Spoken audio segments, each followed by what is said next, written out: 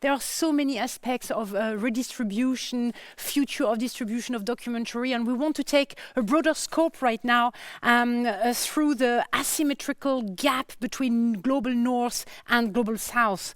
And we want to explore new and equal business models to a more, well, symmetrical co-production, so to speak.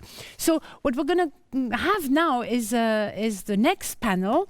I will leave the floor in a second, or rather I will leave the screen in a second, to Henrik Underbjerg, who is a film producer and also advisor for documentary film program at the International Media Support. The IMS, the International Media Support, is a media development organization. You probably know them. They enable local media to reduce conflict, strengthen democracy, and facilitate dialogue with film productions. And these film productions, most of the time, are focusing on current affairs, gender equality, cultural diversity, and human rights. A lot of subjects which are highly interesting, of course, for you here, dear audience, documentary filmmakers who want to make an impact on society. And this is exactly what we are discussing here at the CPH conference. So I will have in a second Henrik Underbjerg, as I was saying, and he will be joined by Cara Mertes, Director of Moving Image Strategies, Ford Foundation, Myriam Sassine, Producer, Abbout production, Teresa Hoefert de Turégano, Film Funding Executive at the Medienboard Berlin-Brandenburg. Oh, someone also from Berlin. And Nneka, who is a film strategist, producer from the Caribbean. And I will leave the floor in a second. If you are ready for redistribution, symmetrical co-production, a new and equal business model. Yes.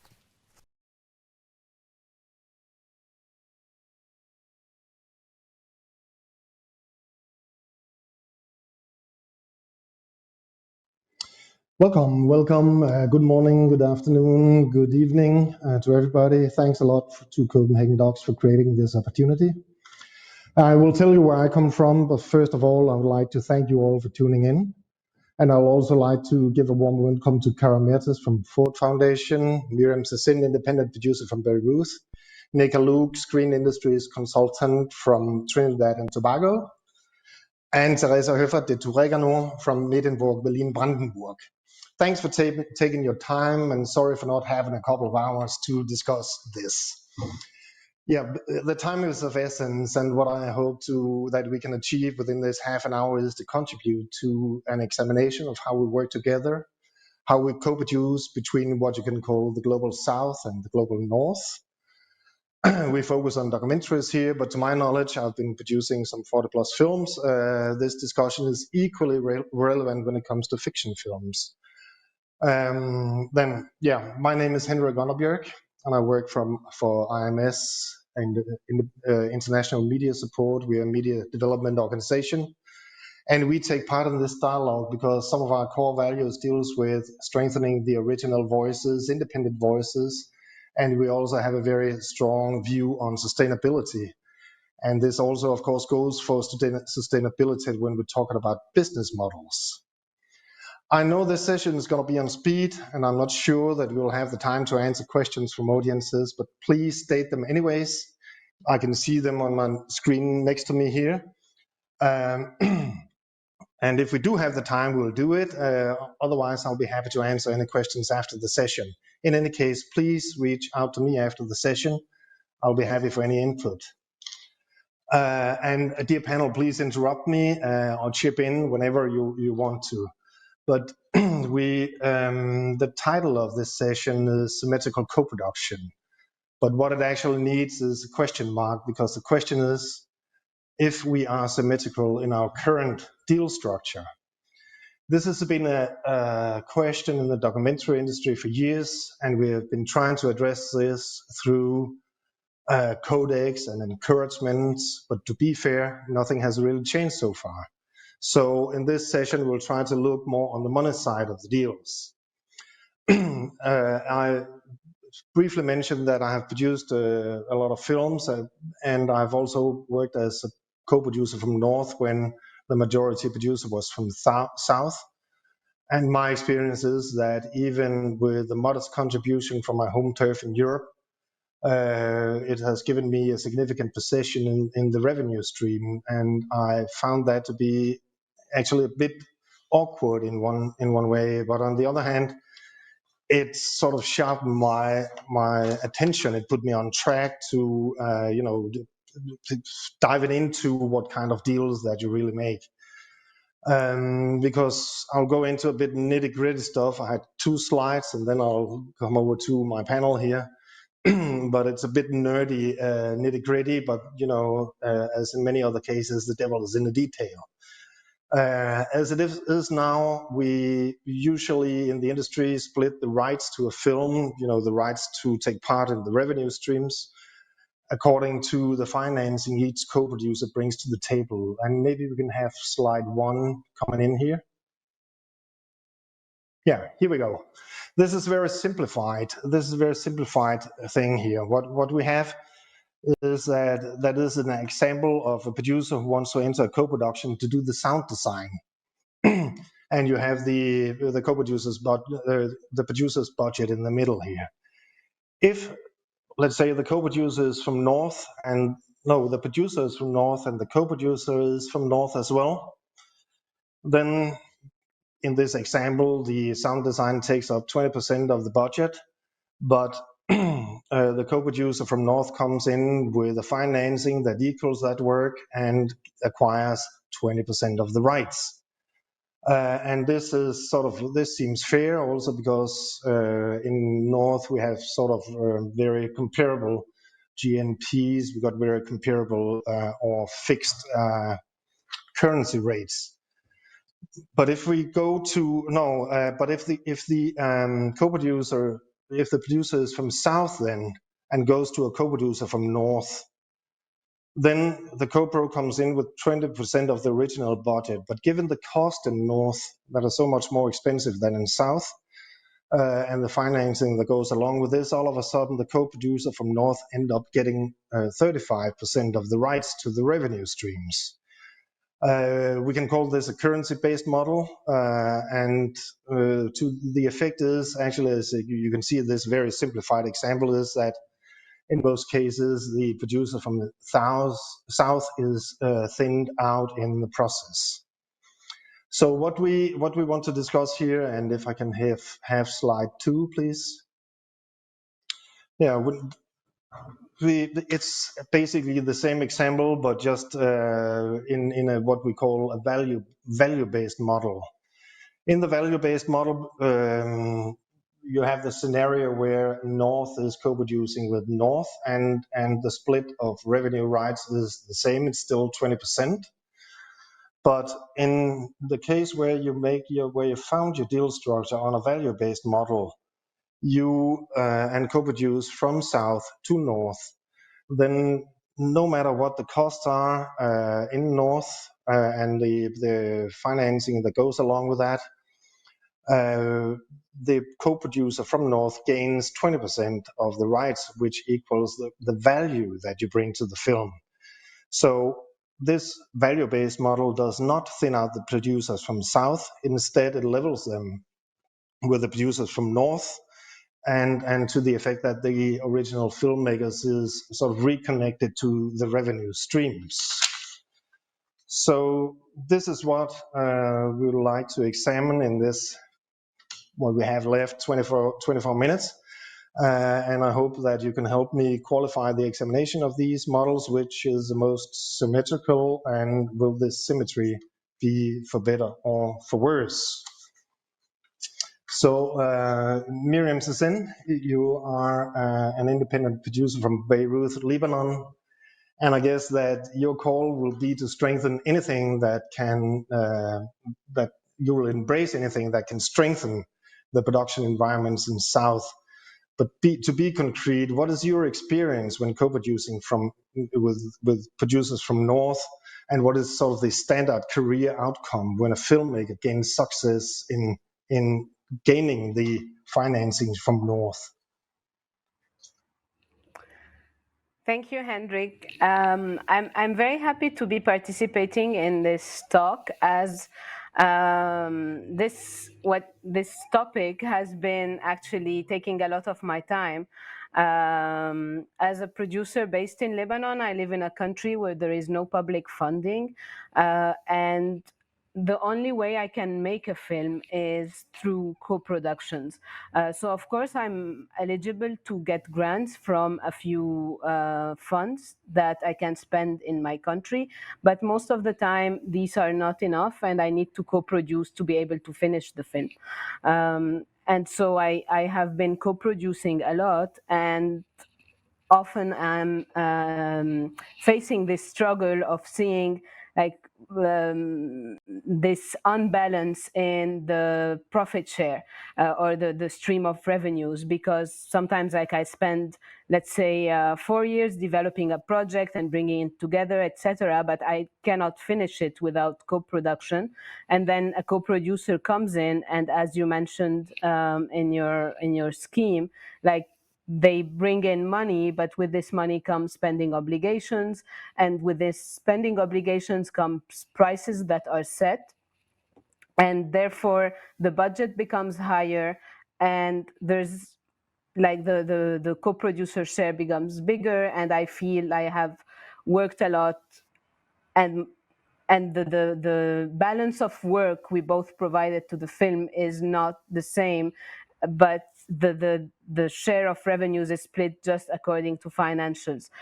So this is something that is very frustrating. It's also frustrating on other levels, because a lot of the times the money also I can access is equity money, because we don't have public funding. And when I'm getting equity money, I also have to share my profits with the investors, whereas the co-producer doesn't have to, because he's getting soft money. The third inconvenience is because I live in a country where there is no industry infrastructure, so we don't really have rules. And when I'm co-producing most of the time with countries who have rules, who have a system. And therefore, most of the time, we need to follow their rules. And that means us finding ways and compromising and negotiating, let's say, to make savings, because the total budget is, let's say, $100,000, and we can't go above it. So I have to negotiate with the people who are working in Lebanon to reduce their prices, because we cannot reduce the prices that are, let's say, in Europe. And therefore, the technicians here make the sacrifices, and my share is diminished because now we spend less in my country, or we use less of the money that I have brought in, etc. So in many ways, there is a bit of unfairness in the process, and that has been the discussion of many other producers I have talked to from the Arab world, where we all start thinking we need to figure out ways to maybe not co-produce, because most of the time it's to our disadvantage, but at the same time most of the time we need it. We don't have other options. We don't find enough money. We don't have enough resources, or sometimes we need to work with certain people who are talents from abroad, and we need to have these co-productions. But for example, most recently Myriam, on a film, yes.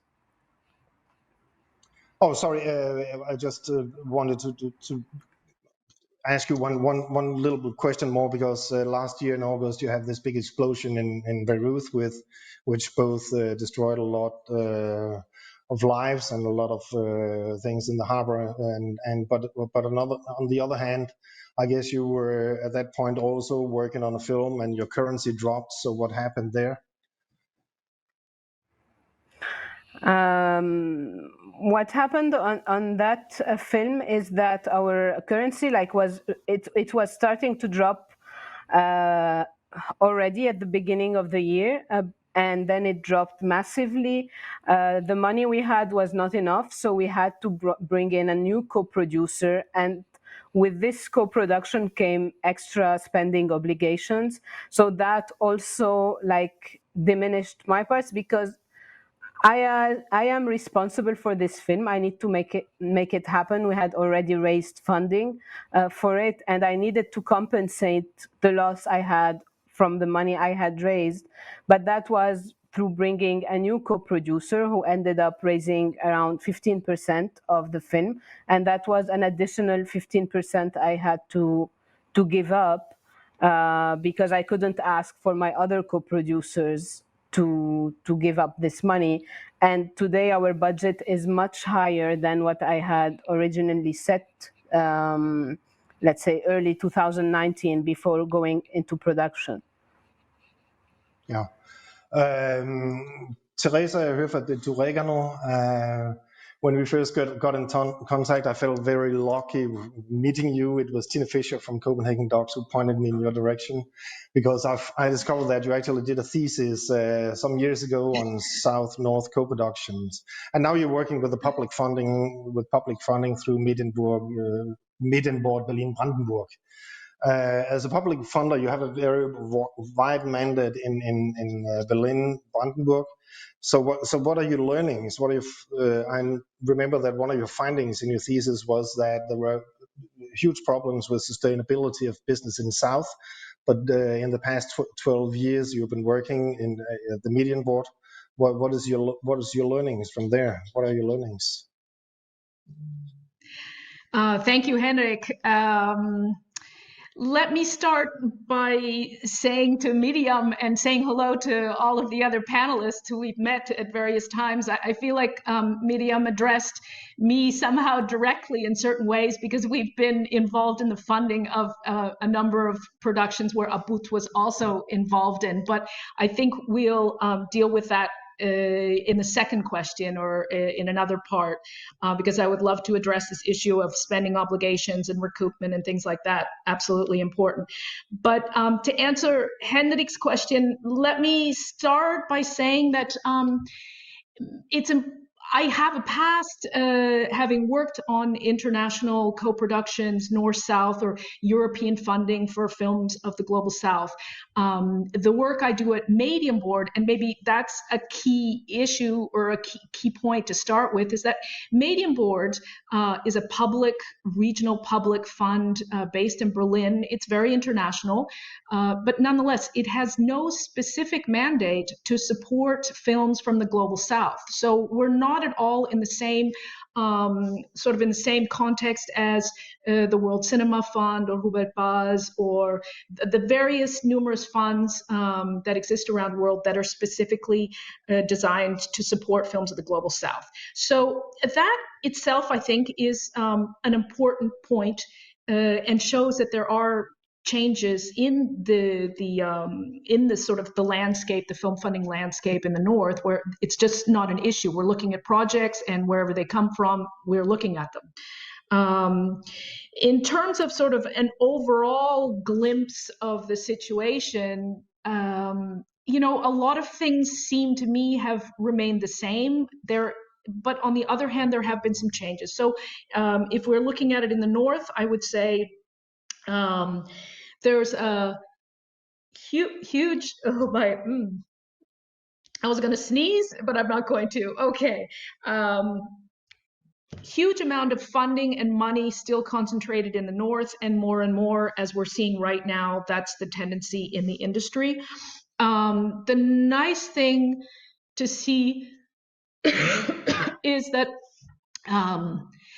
there is, I get the feeling with all of the changes that are happening now, there is a moment where I'm slowly starting to see more attention in classical institutions being given to questions of diversity. So in terms of Berlin and in Germany, certainly in Berlin, there's a fair amount of attention given to issues or projects, like gender, attention to gender, and attention to LGBTQI. So that's already there, and slowly I would say that there is more attention now being given to questions of diversity, and that's a very positive thing to see. in terms of on the other hand, in terms of the South, continuity and change, I would say that, look, I think we are seeing various hubs where things are changing in South Africa and Nigeria and various places around the world. So there are some changes that are very encouraging. On the other hand, so many things which through all these years that I've been working in the industry still remain the same. An example in Cannes last year, where I stepped in to listen to some panels on Black filmmakers and Black filmmaking. I was saddened to hear exactly the same things that I'd heard 20 years ago. So that those things don't change, but and maybe a final point is to come to what you mentioned about the lack of sustainability. That those things that haven't changed is, once again, the certain types of accusations of European funding vis-a-vis films of the global South. I think that there are so many misconceptions. Of course, certain things are there are, well, let's say that I feel that there are very many misconceptions about how the funding works on the one hand. And then the other thing is that you still see a focus on directors and the talent, as opposed to supporting the industry of developing a sustainable industry. That means all of the partners, producers, and all of the other aspects that are necessary in the industry, or all the other people. There aren't enough companies like Abbout, Myriam, Sassine. There are, so many. They're so crucial to the development of an industry in order to lobby the government for funding, for setting regulations or rules, in putting them in place. And with the focus only on directors and supporting and giving money for directors all these years, there's a real hole there that needs to be filled, and that seems to be changing very slowly. Thanks for this. Maybe in Nneka, Luke, I can turn to you, because you have a vast experience from funding of documentaries and fiction in Trinidad and Tobago, and knows the Caribbean region very good. So you have worked with sort of, give and take, all kinds of co-productions. You've also been witnessing a lot of tax credits, which is public money spent on the industry. But does this build the industry, and what kind of industry does it build in your perception, in your experience? And what about the content production? So thanks for having me, Henrik, and hello to the rest of the panel. I'm happy to be on this conversation. I think for Trinidad and Tobago and the Caribbean, where I would say even because from the point of view of producers being able to access opportunities to even co-produce, or to find financiers or potential investors in their content, I think that has been one of the biggest challenges. So in the mechanisms, because the interest is there in creating content, and films have been made under stringent circumstances. For example, in Trinidad and Tobago, we've had an industry here, or the basis of an industry here, I would say, for about 50 years. The first feature film was made in Trinidad and Tobago 50 years ago. And over that time, even with limited infrastructure, you've had nearly 80 feature films that have been made in Trinidad and Tobago alone. We have a cash-based rebate system in Trinidad and Tobago that has allowed some producers to be able to make their films. But with that funding, which is public funding, the other options that would normally be done in the US and Europe, where you can put money together from various sources, that has definitely been a challenge here. And Trinidad and Tobago, and I think certainly the rest of the Caribbean by extension. So development of the industry for local producers, meaning Caribbean-based producers, has been limited and difficult. The other issue, I think, is, apart from the challenges of creating the content, the Caribbean simply is not, or has not been, a focus when it comes to distribution and exhibition of content. So you have film festivals in the Caribbean that have been the main platforms where people who are able to make content, they come out of film schools in the Caribbean and they want to actually have a career in this area. A lot of them make films for the festivals in the Caribbean, and then those films don't generally go anywhere else. And that, I think, is a challenge. So overall, in terms of, there are trade agreements, or there is a trade agreement from in the Caribbean between EU countries and Caribbean countries that on paper allows for a greater connection into European resources to be able to create more Caribbean content and get it out to the world. But it's been widely acknowledged that that services component of the economic partnership agreement has not really been utilized, and so definitely has been underutilized. And in large part, it would seem, up to UNESCO did a study up to 2019 that shows that it remains underutilized and remains largely, I think, in the hands of the European partners to create the opportunities for more co-productions to happen.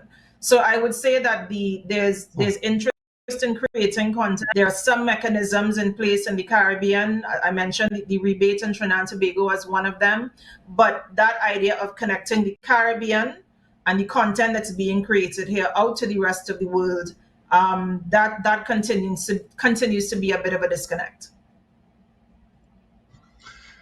Thank you a lot for this insight.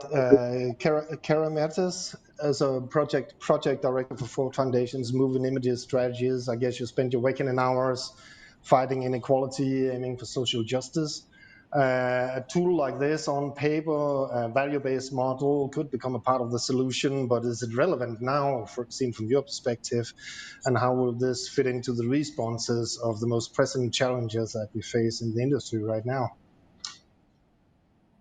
Fantastic. I hope you can hear me. Thank you, Henrik, and hello to all the panelists. It's really great to be listening to this panel. And also, I got to hear a bit of the previous panel that Carolina ran. And I think putting the two together, actually, there are some really fantastic insights that are moving in a similar direction, actually. So at Ford Foundation, which is a private foundation operating out of the United States, but with 10 global offices, Ford has historically been one of the only private foundations with a standing commitment to social justice documentary storytelling.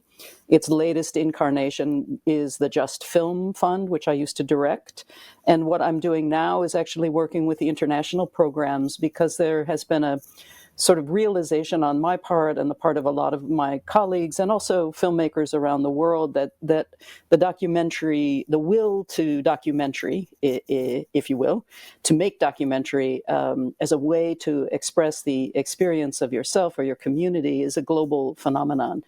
And increasingly, the voices we need to hear that are not represented are Global South voices, which is how Henrik and I started talking about this kind of change, I would say. There's a kind of move to actually what I would call thinking about a more international infrastructure. And with that, you get a kind of set of international, potentially, one of the things I was going to suggest is thinking about a set of international standards, not just global north, global south, in order to reimagine, if you will, a career sustainability that can function across the regions that have standing national funds, but to actually lift it up a level and say, listen, we're globally connected.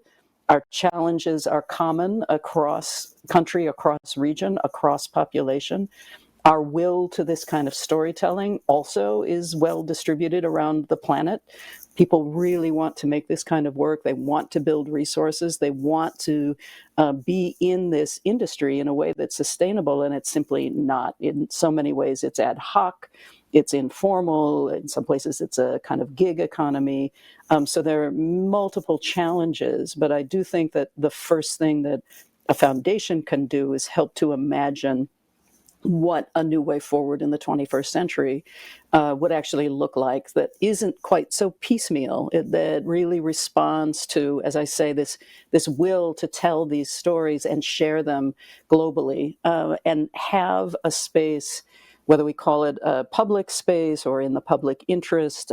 I hesitated to call it public television because that's really a 20th century answer to this question and maybe part of the new answer. I hope so. Signé was very passionate about defending the space of public media infrastructure as a very valuable space.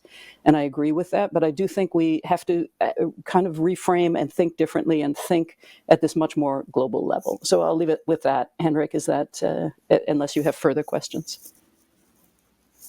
A lot. I'm being they are sort of patting my shoulder from the from the festival side. We're well into the audience's question time, but so I'll have to answer those later. But just a quick round here. Nneka, do you see a problem in the current production climate in the region, and what could be changed here? This should be very, very brief, almost a yes/no. Yes, there are definitely challenges with production in the region, mainly access to resources and financing. There are limited options to get financing for productions. It's mainly through public funding, whether through the rebate in Trinidad and Tobago or in other places in the Caribbean. It might simply be cobbling together private funds, sponsorship from companies, that kind of thing. But that approach obviously is not sustainable. So production right now, I would say, has slowed down significantly. There hasn't been a major feature-length production, either narrative or documentary, in Trinidad and Tobago in the last couple of years, and that's been exacerbated by the COVID-19 pandemic. Thank you, Myriam. Myriam, can I come to you? If this sort of value-based business model would become a standard in cooperation and co-production, would you fear that sources of financing would dry out, seen from your perspective? From my perspective today, sources of financing are already drying up. And this is what makes us look into other sources and other models and to be a bit more resourceful.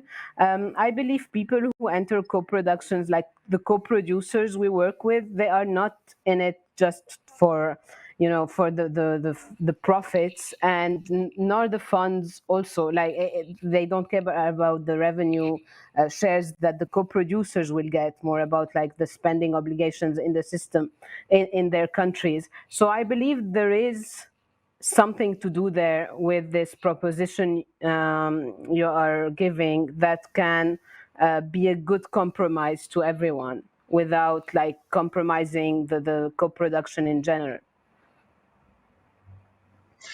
Teresa, we're a bit on speed here, but could a value-based model in any way become an advantage for a public funder like Medienboard, Berlin-Brandenburg? Very quickly,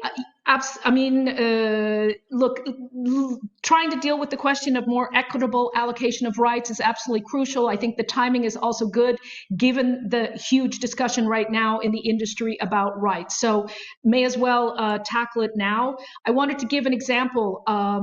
Since we spoke, Henrik, I started asking some of the indie producers that I know who have co-produced with countries of the South or producers in the global South, and exactly like both of them, two examples where they independently negotiated the rights for the rest of the world, for the recoupment rights, independently negotiated them with the co-producer. I'll give an example: Berlin-based co-producer with a producer from Uruguay.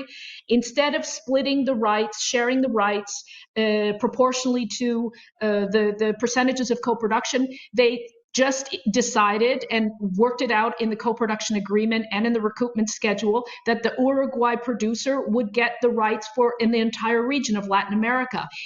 To do that in a way that seemed more equal or seem more reflective of the input of the value that was being put in. So, and that is something that, as a film fund, well, we signed off on the recoupment plan. So I'm not saying that it's so easy to be flexible and everything, but there are, and I have some other examples. So this, discussion about rights, it's absolutely worth having and worth trying to negotiate and talking to, the funders. And it's not easy, but I think it's absolutely crucial. I think it's crucial.